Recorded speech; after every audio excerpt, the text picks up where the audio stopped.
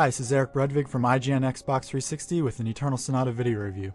Eternal Sonata is a Japanese RPG with a wildly imaginative story that takes place within the fever dreams of Frédéric Chopin on his deathbed.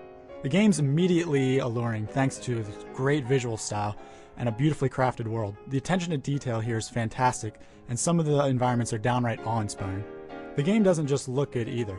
Since it's based on Frédéric Chopin, the famed pianist, his music is prevalent throughout the game, although it's not dominant. There is an original soundtrack here, and it's pretty darn good. The voice work isn't the best you'll ever hear, although it is slightly above average for Japanese RPGs. And of course, you can switch to the Japanese language track at any time if you find that you really don't want to listen to the English audio.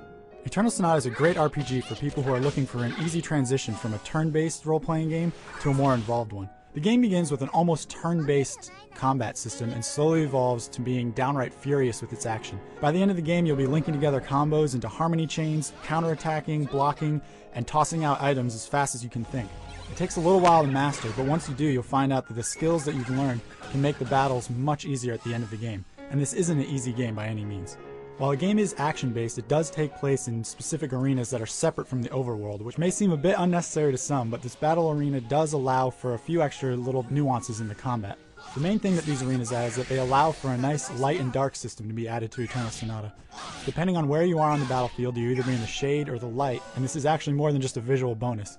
Standing in the dark will give you different moves that you can perform, and enemies, when they move from light to dark, will actually shift appearances and strength. Although the main draw of Eternal Sonata is the bright and vibrant look to it, it does several things that shouldn't be ignored. First of all, it tackles real-world modern-day issues.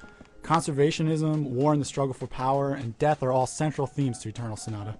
The game is also a good example of how video games can be used to educate. Without even realizing it as you're playing through Eternal Sonata, you're going to get a lesson in music appreciation and music history.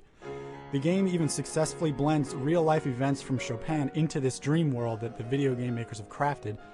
This could actually really be a crazy dream that he had, and they let you know it through little cutscenes that happen throughout the game as they explain Chopin's life and how it relates to the dream you're going through.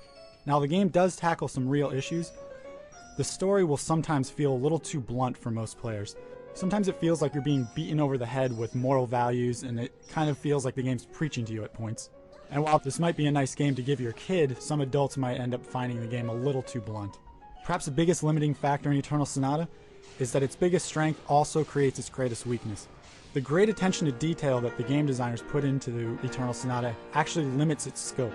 The game is extremely linear, the enemy variety just isn't there, equipping weapons and armor doesn't change character appearances, and the game just isn't as deep as some might hope for. Towns don't take very long to explore, dungeons are brief, and there's only a couple paths to follow through each dungeon, and there are very few side quests in this game. But perhaps the biggest drawback that some people find is that you can't look around. The game has a fixed camera, and as soon as you pick up the game, you're going to want to look around and just explore this environment, and you can't. The last issue we have with the game, and this one's a bit of a minor one, is that the story spirals out of control at the end. Most Japanese RPGs tend to do this, so it's not that surprising that it happened in this game either, but the story might lose some people at the end, and it does get rather confusing. Eternal Sonata isn't an epic RPG. In fact, you can probably beat the game in about 20 hours if you were to rush right through it, although most people will probably take closer to 30. The colorful, child-friendly nature of the game and a limited scope probably will limit some people, and if you aren't a fan of Japanese RPGs, this might not be the game for you. But if you're a fan of Japanese RPGs, this game will be a joy. Just when the combat seems to feel a little bit stale, it evolves and you get something new. The game moves along at a nice pace so that you never really feel like things are dragging, or that you don't know what you're supposed to do next, or that there's a lot of filler there that's not necessary and it's just existing to really eat up time, as a lot of Japanese RPGs do. It may be a bit limited, but the presentation here is good enough to make up for any of Eternal Sonata's shortcomings, and it really ends up being a nice, fun role-playing experience.